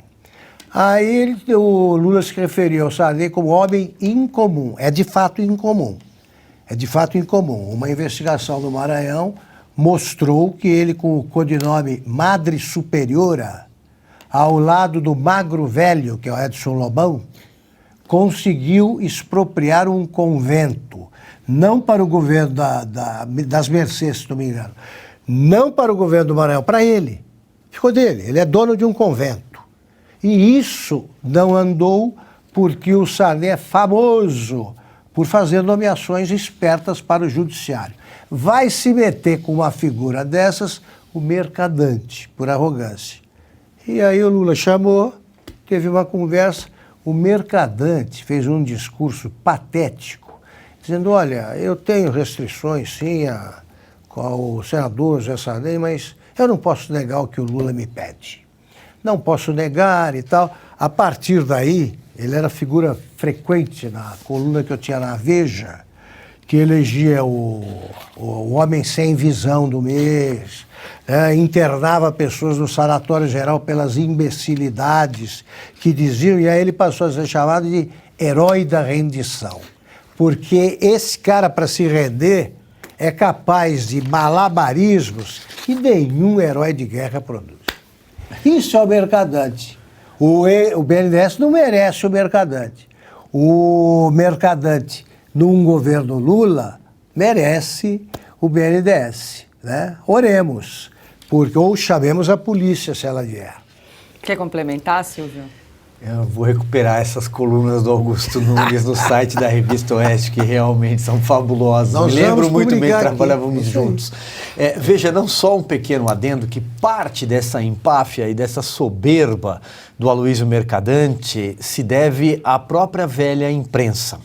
Porque o Aloysio Mercadante, ao contrário dos seus companheiros de época, de geração, José Dirceu, José Genuíno e grande elenco, não frequentava tanto as páginas de política, ele frequentava as páginas de economia, porque ele vem da Escola de Economia de Campinas, né, da Unicamp, tem muitos amigos na própria imprensa que são da mesma época, da mesma geração, são colegas, então ele frequentava essas páginas de economia e alguém acabava sempre dizendo, olha, mas o Mercadante é inteligente, o Mercadante é um cara diferente e tal, até que um dia uma presidente resolveu colocá-lo num cargo de chefia, então, na Casa Civil, ao lado dela, para governar o país. E o país ficou ingovernável e deu no que deu.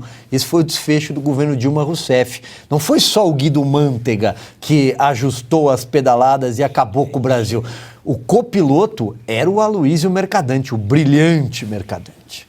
Aliás, ele escreveu um livro que tem como autor do prefácio ele Lula. mesmo. O Lula. O Lula. Assina, ele escreveu. Falando bem dele mesmo, o Lula assinou. O Lula sabe ler, então nem lembra do que foi publicado. Pois é, um sujeito que escreve um livro falando bem dele, acho que podemos encerrar por aqui o tema. Agora, 18 horas e 54 minutos, a gente segue com mais informações aqui no programa Oeste Sem Filtro, porque o ministro Alexandre de Moraes, do Supremo Tribunal Federal, liberou as contas nas redes sociais do deputado federal eleito Nicolas Ferreira, do PL de Minas Gerais. O parlamentar havia sido bloqueado no Facebook, Instagram, Telegram, TikTok, Twitter e YouTube. A justificativa para a liberação é a seguinte, abre aspas, depois de ter havido a cessação de divulgação de conteúdos revestidos de ilicitude e tendentes a transgredir a integridade do processo eleitoral e a incentivar a realização de atos antidemocráticos, foi viável a reativação de seus perfis, mantendo-se, porém, a remoção das postagens irregulares por ele veiculadas, fecha aspas, esse é um trecho da justificativa da decisão do ministro Alexandre de Moraes. Ana, é meio confuso, né? Porque ele diz aqui na justificativa, depois de ter havido cessação da divulgação de conteúdos revestidos de ilicitude, mas ele estava bloqueado das redes, né? Não podia divulgar nenhum tipo de conteúdo.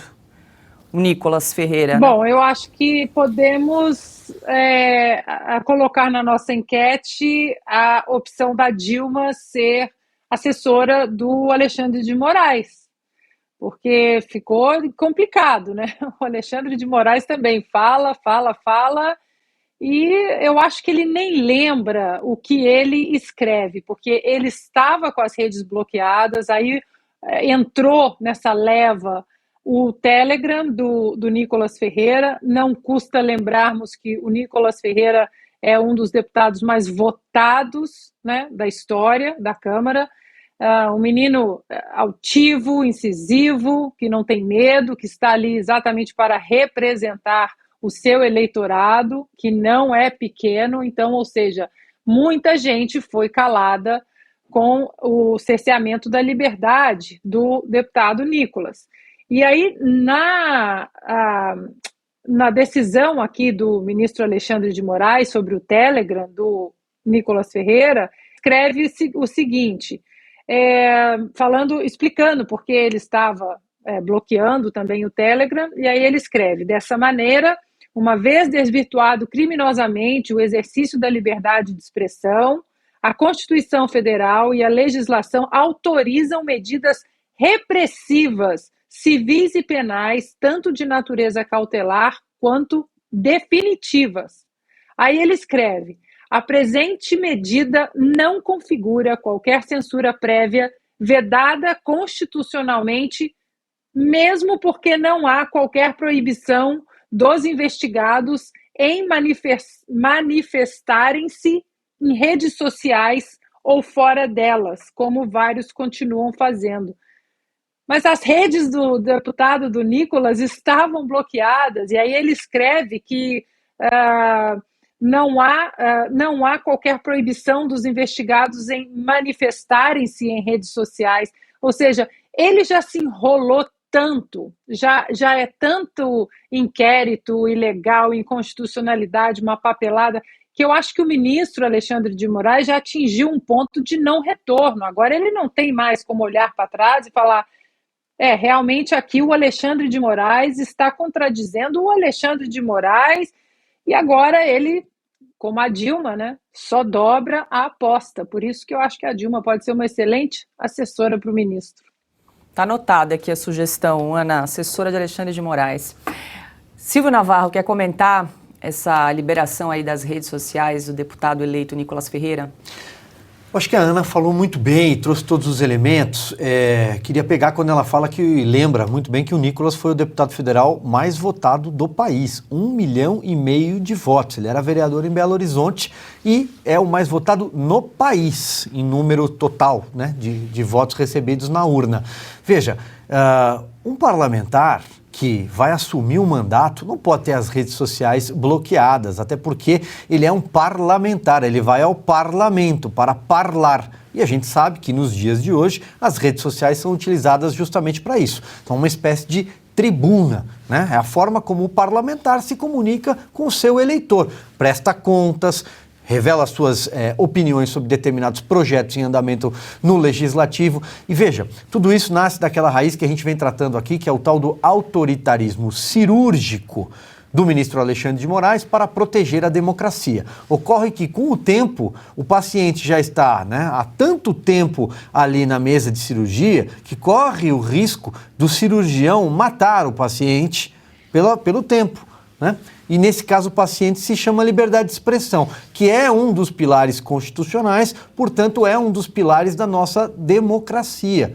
Então portanto, talvez já esteja na hora de parar. Simplesmente chega. Deixa os parlamentares assumirem os seus mandatos e utilizarem sim as redes sociais, que são ferramentas do mandato.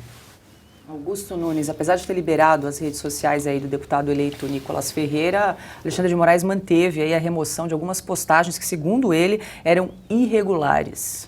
Tem que parar também com essa história de multa absurda, né? A multa de milhões. Isso aí não existe. Nada. O bom senso, né, desaconselha isso aí. Não precisa nem procurar ler. É o bom senso. O mínimo de sensatez. A marcha da insensatez a que a gente assiste há tantos meses precisa acabar. Tomara que seja um sinal de que está acabando. Um deputado, ele não pode ser punido por outro poder. A Constituição estabelece que quem delibera sobre eventuais restrições, castigos, punições impostas ao parlamentar é o Poder Legislativo. Imaginem, por hipótese, se um ministro do Supremo vai convidado para um depoimento qualquer no Congresso. Os congressistas não gostam de uma determinada declaração, uma CPI qualquer, por exemplo, e determinam a prisão dele pela polícia parlamentar. Imaginem, num Brasil de hoje, que isso é impensável, qualquer situação. Mas hoje o que provocaria, e eu pergunto se algum ministro aceitaria. Pois bem, a punição de deputados tornou-se uma coisa rotineira. Suspende isso, suspende aquilo. Tem vários deputados que não podem se comunicar com o seu eleitorado. Eu pergunto, naquele programa, não sei nem se é Voz do Brasil, Hora do Brasil, já teve vários nomes, como é que é agora? Você sabe? Do rádio? Ainda é a Voz do Brasil. Pois bem, se ele faz um discurso, ele não pode ter o discurso transmitido, um deputado. Isso é uma interferência brutal nas atribuições de outros poderes. Agora, vamos lá. Acabou a eleição. Eu pergunto se o ministro está agindo como presidente do TSE ou como o condutor do inquérito das fake news. Esse tipo de duplicidade, essa atividade dupla, só confunde e é ilegal. É ilegal, é insustentável. Então, tal negócio. Os dois pesos e duas medidas. Não, 2 pesos por uma só medida. Vai o Boulos, por nada, por ser provocador, tá? Autoritário, arrogante e infrator profissional, vai aí para a Avenida Paulista e diz o seguinte: se aqui em São Paulo alguém ousar entrar na Assembleia Legislativa, nós vamos lá e atiramos no braço. Aqui não. Isso o ministro não ouviu, não ficou sabendo, ele pode falar. O que disse de parecido, porque isso é o antidemocrático, é o ato antidemocrático. Ele está incitando a violência. Ele está provocando um governador eleito pelo voto popular que nada disse que justificasse uma atitude imbecil e, de novo, provocadora como essa. Esse não. Por quê? Porque ele não tem nenhuma ligação com o Bolsonaro, o nome mágico, e agora é o responsável por tudo que aconteceu com a etnia Yanomami. Isso tratamos depois. Agora, vamos voltar à normalidade, que já é anormal num país como o Brasil. A normalidade total nós não conhecemos há muitos anos. Vamos voltar ao mínimo, a alguma coisa que se pareça minimamente com a normalidade democrática. Posso um adendo rápido, Paulo? Diga lá, Ana. Isso que o Augusto disse foi muito explorado pelo Glenn Greenwald num debate que ele fez essa semana com um outro jornalista petista aí, que adora passar pano e esconder o que de fato aconteceu, os anos de corrupção do petismo, Lava Jato, coloca tudo debaixo do tapete. Mas nós sabemos muito bem que o Glenn sempre foi um crítico do presidente Bolsonaro, sempre foi um crítico até do Nicolas, e nesse debate que o Glenn faz com esse outro jornalista, intermediado por uma jornalista da Folha de São Paulo, ou seja, todos ali, os três em casa, o Glenn dá um banho de lucidez exatamente porque ele traz o nome do Nicolas e ele fala, eu não concordo com praticamente nada que o Nicolas fala, mas o Nicolas representa milhões de pessoas e você não pode simplesmente calar milhões de pessoas por uma canetada do Supremo Tribunal Federal sem respeitar o rito da casa. Se querem calar o Nicolas ou colocar qualquer medida de repressão ao Nicolas ou de algum remédio diante de algum feito que ele tenha cometido que foi contra o rito da casa, isso tem que ser passado exatamente pelas mãos dos legisladores daquela casa. E aí não custa lembrarmos que essa semana o Wall Street Journal fez um editorial e escreveu uma matéria da Mary O'Grady, que ela escreveu a repressão do Brasil à liberdade de expressão.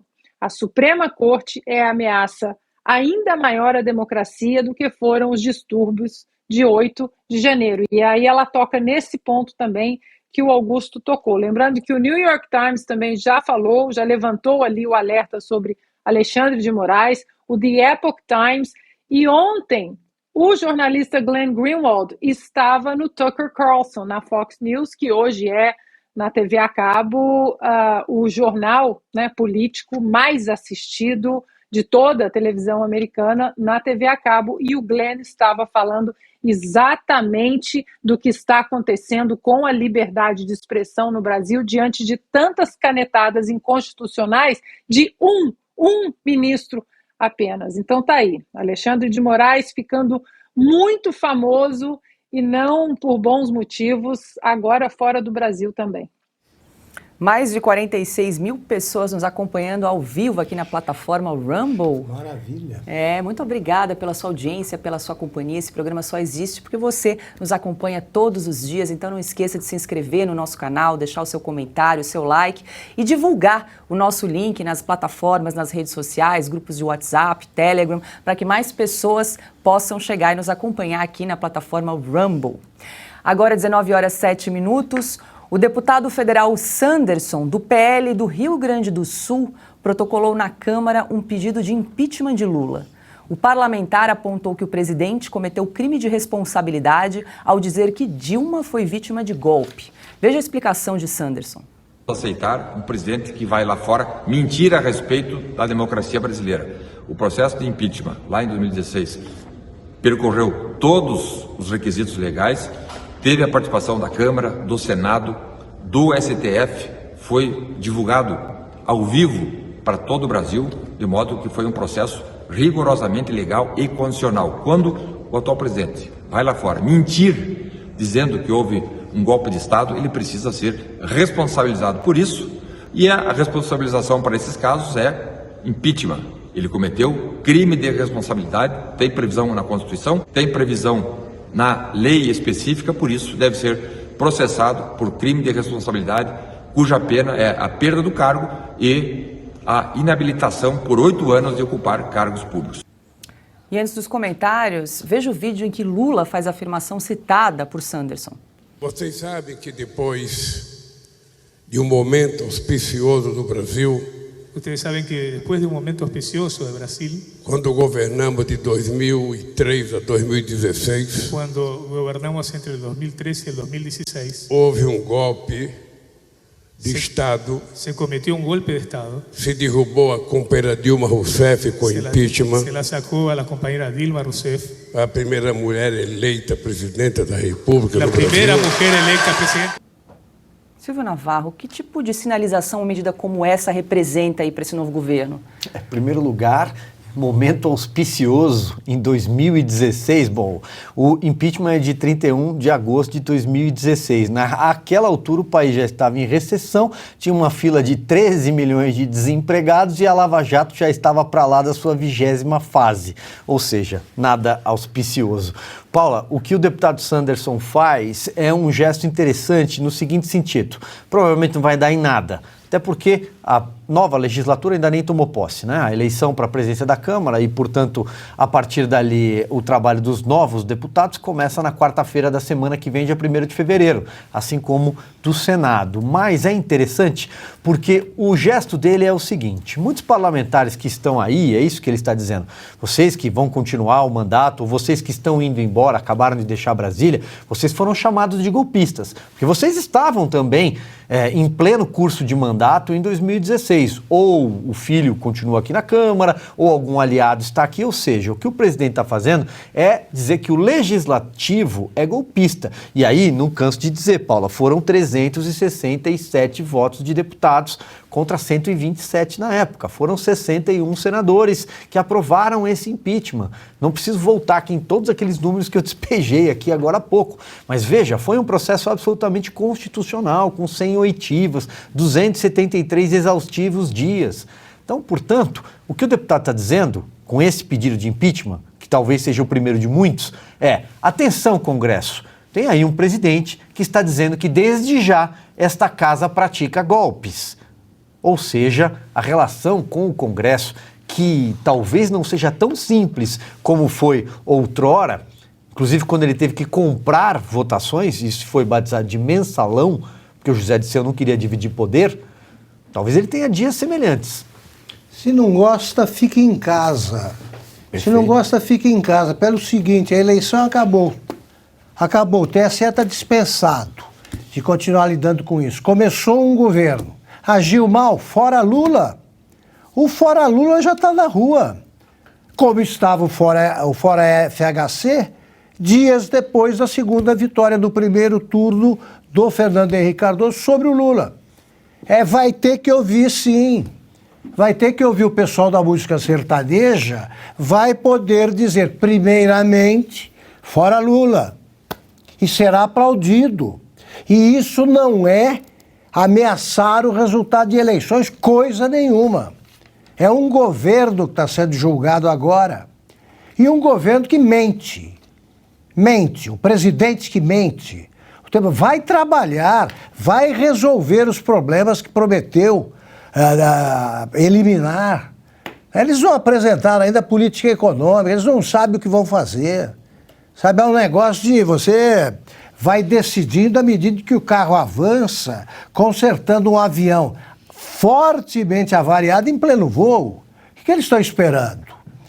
Só fazem bobagem, vai se queixar do golpe. Ele nomeou ministros que votaram a favor do impeachment. Ele não sabe. Ele não sabe disso. Ele não sabe. O vice-presidente votou. Apoiou o impeachment. Está com gracinha agora, vítima do golpe e tal. Por que não nomeou a Dilma, né, que está aí procurando emprego e a gente ajudando com a nossa enquete, em vez de ficar com essa choradeira falsa? Falsa. Aliás, no dia nós vimos o Lula, vamos mostrar, Paula, amanhã, a cara dele, catatônica, a expressão catatônica do Lula, no dia que a Dilma foi afastada. Lembra que ele andava ali como um zumbi? Então ele nem lembra o que aconteceu naquele dia. Tá? Não sei porquê, mas não estava bem. Então é o seguinte, começa a governar, para de culpar os outros, porque o povo que o PT insiste em tratar com um bando de idiotas, tem muita gente que precisa de informação, mas não é um bando de idiotas. E são milhões os que sabem, os que entendem no mesmo momento que chega de presidente que mente tanto. Ana, só para acrescentar aí uma informação, o deputado Sanderson fala que a previsão constitucional, artigo 85 da Constituição Federal, diz o seguinte: são crimes de responsabilidade os atos do presidente da República que atentem contra a Constituição Federal, especialmente contra, inciso 2, o livre exercício do poder legislativo, do poder judiciário, do Ministério Público e dos poderes constitucionais das unidades da Federação. Bom, já conhecemos o meu cartaz aqui de quase todos os dias, né? Vou colocar mais um então, ó. Pronto.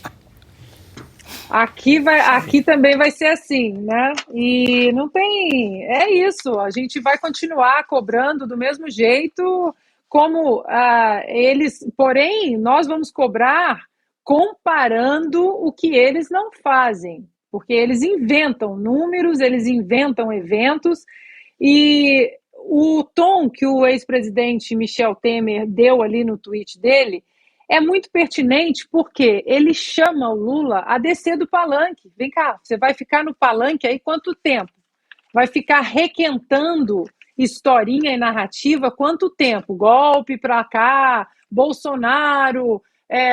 milhões de famintos do Bolsonaro. O Bolsonaro vai continuar vivendo no imaginário dessa gente durante muito tempo, como foi aqui nos Estados Unidos, durante quase 2 anos, já na administração Joe Biden, tudo que nós ouvíamos no Congresso, na imprensa, era Donald Trump para cá, porque Donald Trump fez isso, Donald Trump fez aquilo. Então, é muito pertinente esse approach do Michel Temer, porque ele fala, desça do palanque, chega, né?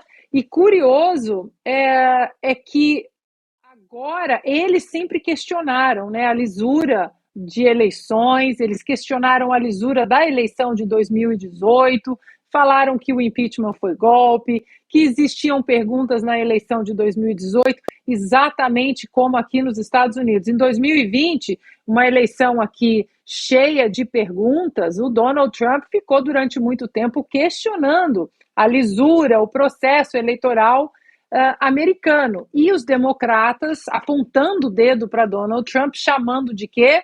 De antidemocrático, porque ele estava questionando as urnas americanas. Só que se você pegar vídeos de 2016, quando Donald Trump foi eleito, o que os democratas mais fizeram foi exatamente questionar as urnas, questionar a lisura, questionar o resultado. Ou seja, é o que Augusto disse, nós estamos numa democracia. Bom, achamos, né, pelo menos, ou estamos tentando que ela sobreviva. E vai ter questionamento, sim, né? O 8 de janeiro, nesse ponto, ele foi um presente para essa administração petista que já começou o 1º de janeiro tropeçando, brigas e confusões, né, em 37 ministérios, e um batendo boca com o outro, desmentindo, não é assim, não é isso, não é aquilo. E aí veio o 8 de janeiro, alimentou essa narrativa de que agora temos que proteger o Brasil, mas bastou que nós, todos aqueles que condenam vandalismo, os criminosos que agiram no 8 de janeiro, bastou com que todas essas pessoas empurrassem à vontade e cobrassem a CPI do 8 de janeiro, agora tá meio deixa o 8 de janeiro para lá. Por quê? Então, esse governo agora vai ser assim. Primeiramente, fora Lula, depois CPI do 8 de janeiro, queremos, e impeachment de ministros que cometam inconstitucionalidades no plenário do Senado. E eu quero dizer que eu já recebi o resultado da nossa enquete de hoje, mas ainda não vou revelar. Fique conosco, que no final do programa a gente vai saber aí qual será o novo carro. Não vou contar, só ao final do programa. Segura aí. O Movimento Advogados de Direita apresentou ontem uma carta com mais de 5.000 assinaturas contra a reeleição de Rodrigo Pacheco à presidência do Senado. O grupo alega que Pacheco é omisso diante dos avanços do Judiciário contra o Legislativo e o Executivo. Essa postura teria resultado em, abre aspas, um mal que julgamos quase irreversível, posto que permitiu que aqueles que deveriam guardar o cumprimento de nossa Carta Magna a vilipendiassem dioturnamente, fecha aspas. O grupo pede ainda que a votação para a presidência do Senado, que vai ocorrer no próximo dia 1º de fevereiro, ocorra por meio de voto nominal aberto. Silvio, a pergunta de $1 milhão, como é que anda esse placar no Senado? Lembrando que temos aí 3 candidatos à presidência do Senado, Rodrigo Pacheco à reeleição, Rogério Marinho do PL do Rio Grande do Norte e também Eduardo Girão, que esteve aqui conosco, ele que é do Podemos do Ceará. Paula, veja, é uma matemática complexa, apesar de o Senado ter 81 cadeiras, né? Portanto serão 81 votos, logo muito mais simples do que a Câmara, que tem 513, mas é uma matemática complexa porque o voto é secreto e os senadores mentem, os políticos mentem. Né? Todo mundo sabe disso.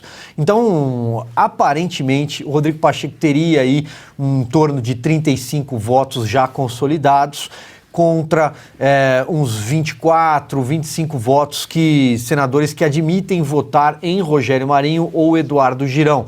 Os demais não falam em quem vão votar. Portanto, é uma matemática complexa, mas a gente sabe, e hoje o PL formou uma chapa com os republicanos e com o PP, né, Partido Progressistas, que tem aí como uma das novas caras a ex-ministra da Agricultura, Tereza Cristina, muito bem avaliada na sua passagem pelo Ministério, muito bem avaliada pelo setor do agronegócio, deve ser uma das grandes figuras nessa nova legislatura. Então, é possível que o Pacheco hoje tenha uma dianteira, mas há muito tempo não se via um movimento na sociedade, a sociedade interessada numa eleição para o Senado, que tem muita coisa em jogo. Por exemplo, colocar em votação pedidos de impeachment contra ministros do Supremo, o que poderia devolver à praça dos 3 poderes, restabelecer o modelo natural de freios, né, de pesos e contrapesos. A CPI das manifestações, que agora, curiosamente, misteriosamente, Randolph e seus amiguinhos não querem mais, entre outros projetos, entre uma outra agenda mais conservadora, dado o perfil desses senadores. Paulo, então assim, seria esse mais ou menos o cenário numérico de votos. Vamos aguardar, é quarta-feira. Agora é incrível como o Brasil, ele procura, né, Augusto, você que tem ótimas referências literárias, né, os processos aqui são kafkianos, e o Rodrigo Pacheco é o Pacheco, né, o personagem de Essa de Queiroz, né, correspondência para Fradique Mendes, acho que quando ele fala o senhor Moliné, né, lembra Pacheco e seu imenso talento, já contei aqui essa história algumas vezes, um dia a gente recupera, mas a gente sabe por que o Pacheco está nessa cadeira, né, porque ele tinha um imenso talento que era não causar problema para ninguém. Nós precisamos contar essa história do Pacheco, sim. Vale a pena e vamos falar antes da eleição. Olha só, toda vez que um candidato tem medo de voto aberto, a situação não é segura. As emoções do dia interferem no resultado, como ensinou o grande Severino, né? Cavalcante, o homem que queria qual é a diretoria que fura poço da Petrobras, acabou ganhando ali no dia em cima do igualmente arrogante Luiz Eduardo Greenhalgh, apoiado pelo governo. Quem pede o voto aberto é porque sabe que ali, naquele universo, muita gente pode até querer votar no Rodrigo Pacheco, mas tem vergonha de que saibam disso. Esse cenário não ajuda candidato nenhum. O candidato que precisa do voto fechado.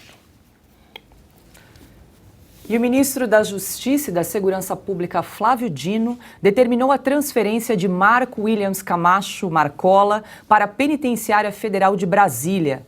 Marcola é um dos principais líderes do PCC. Dino alegou que existia um suposto risco de fuga do criminoso da Penitenciária Federal de Porto Velho, onde Marcola estava desde o ano passado. E aí, Ana, quero te ouvir em relação aí a essa transferência do Marcola agora para a Penitenciária de Brasília. Estamos sem o áudio da Ana. Sem áudio. Não?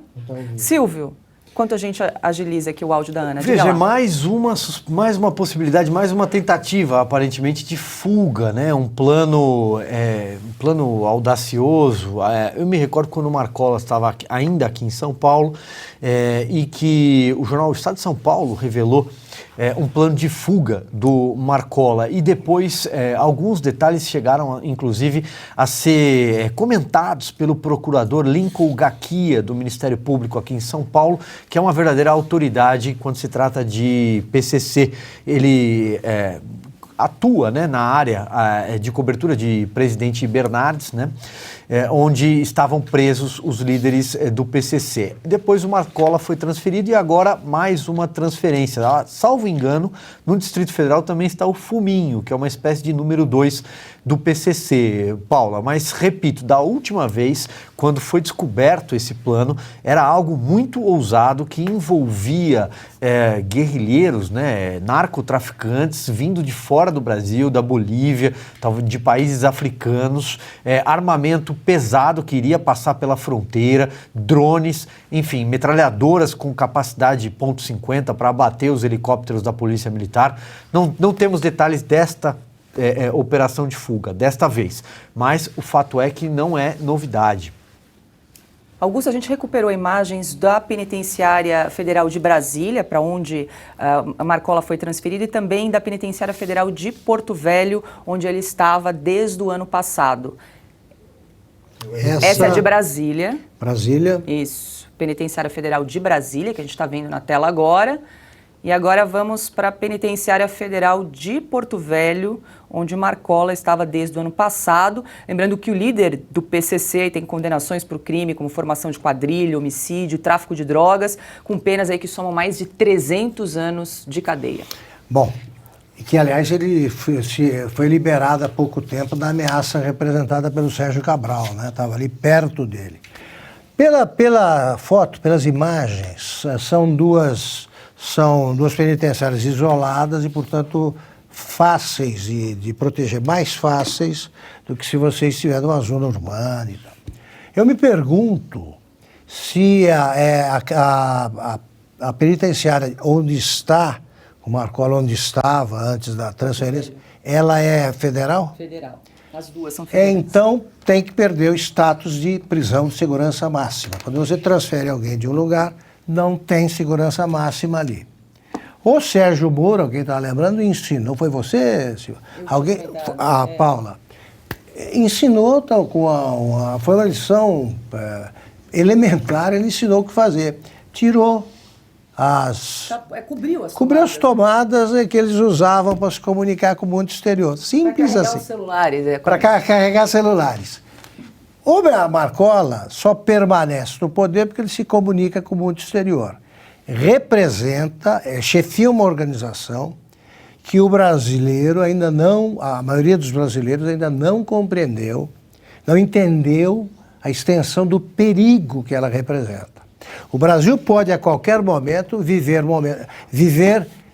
capítulos, né, da nossa história policial muito semelhantes ao que houve na Colômbia no auge do Pablo Escobar. Agora, quem é que a gente escolhe para enfrentar esse tipo de perigo? O nosso Sherlock Holmes de chanchada, né?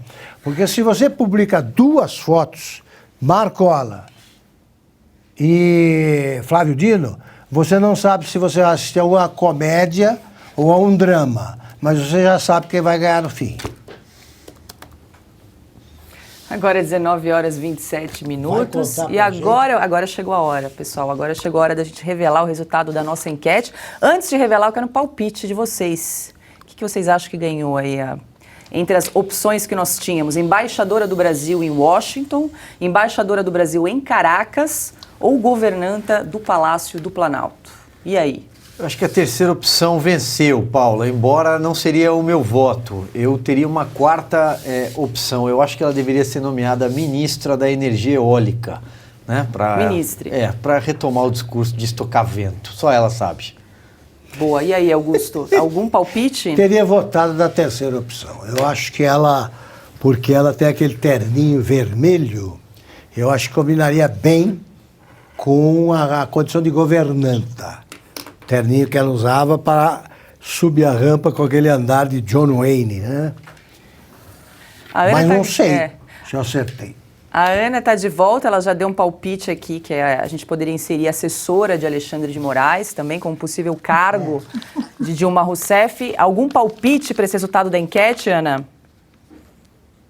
Olha, eu acho que ela cairia muito bem aí em qualquer um, mas ela precisa aparecer. O Lula precisa falar mais dela no sentido de colocá-la no governo. Se houve um golpe, como ele diz, ou uma injustiça terrível cometida contra a presidenta, o Lula até falou presidenta, curioso, né? Não falou presidente, eles precisam se decidir nisso aí também. Eu acho que ela precisa começar se ela não está no governo oficialmente, ela precisa, no mínimo, começar a frequentar as reuniões e os palanques que o Lula agora ele anda, porque ele não desceu do palanque, né? Tudo isso, todas essas declarações dele em reuniões aqui e ali, continuam declarações feitas em cima de um palanque. Então é preciso colocar a Dilma ali, que nós estamos sentindo falta dela. Maravilha, vou pedir para a produção então exibir o resultado da nossa enquete de hoje. Vamos lá, então, com 61,7% ganhou, então, governanta do Palácio do Planalto, o novo cargo de Dilma Rousseff aí. Em segundo lugar, embaixadora do Brasil em Caracas, na Venezuela, com 36,7%. E somente aí 1,6% votou, então, na embaixadora do Brasil em Washington, nos Estados Unidos, Ana. Essa opção aí foi a menos votada. Mas governanta pode? Governante? Eu não sei como é que fica aí. Governante? Governante? Ou então governantes com um X no final? Governantes. Difícil, né? Vamos aguardar aí as cenas dos próximos capítulos. Muito obrigada. Pode ser preceptora da Janja, né? A Janja ainda é um pouco inexperiente. Aí não, vai aprender pode fazer mais uma primeira dama do Brasil, não é brincadeira. Uma nova rodada aí de cargos para ajudar o Lula. Quem sabe ele se inspire aí. Pronto. Termina aqui mais uma edição do Oeste Sem Filtro. Muito obrigada pela sua companhia. Muito obrigada a você que participou da nossa enquete do dia. Ana Paula Henkel, muito obrigada. Uma boa noite. Boa noite, Paula, querida. Mais uma condução maravilhosa do nosso programa. Mestre Augusto Nunes, um beijo, querido craque Silvio Navarro, o nosso querido Fiuza, um beijo, nossa audiência maravilhosa, boa noite, até amanhã. Eu só acho que qualquer posto da Dilma, ela precisa de um microfone na mão. Por enquanto você se livrou dela aí no cargo de embaixadora de Washington, te pouparam dessa, pelo menos por enquanto. Boa noite, Silvio Navarro, já aproveite e faça o convite para o pessoal aí, Estúdio Oeste está chegando logo mais 8h30 da noite. Boa noite, Paula Leal. Boa noite, mestre Augusto Nunes, querida craque Ana Paula Henkel. Boa noite para você que acompanhou o Oeste Sem Filtro. E então, vou fazer o convite que a Paula disse, para você nos acompanhar aqui. Mais tarde, às 8h30, tem o Estúdio Oeste, sempre apresenta o destaque da Revista Oeste de amanhã, traz a capa, um pouquinho, né, um aperitivo dos nossos comentaristas, de quem vai estar na edição que será divulgada amanhã cedo para você que é nosso assinante. Aproveito para convidar você a apoiar o nosso jornalismo independente, apoiando, assinando a nossa edição da Revista Oeste. Você também está apoiando o nosso conteúdo em vídeo, como este programa aqui e todos os demais da nossa grade. Portanto, não me despeço. Dou um até logo. Já já a gente volta às 8h30. Boa noite, Augusto Nunes. Boa noite, Paula, nossa chefe. Boa noite, meu irmão Silvio. Daqui a pouco estaremos juntos, eu à distância ainda. Boa noite, minha querida parceira Ana. Boa noite ao Guilherme Fiuza. E boa noite a você que nos acompanhou até agora.